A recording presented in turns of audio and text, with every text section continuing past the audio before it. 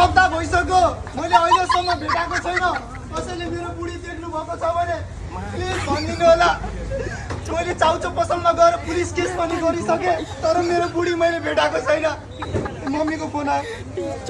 ओ mummy, मैले बुढी अझैसम्म भेटाएको छैन काठमाडौँमा। नाइ आमा, मैले बुढी लिएरै आउने हो के। आई लभ यु सुस्मिता बुढी, कहाँ छौ तिमी? म खोज्दै आइरहेको छु। कसैले देख्नु भएको छ? मेरो बुढी देख्नु भएको छ कसैले?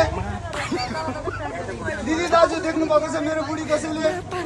देख्नु भएको छ भने भनिदिनु है प्लिज। कल गर्नु होला 9822856112।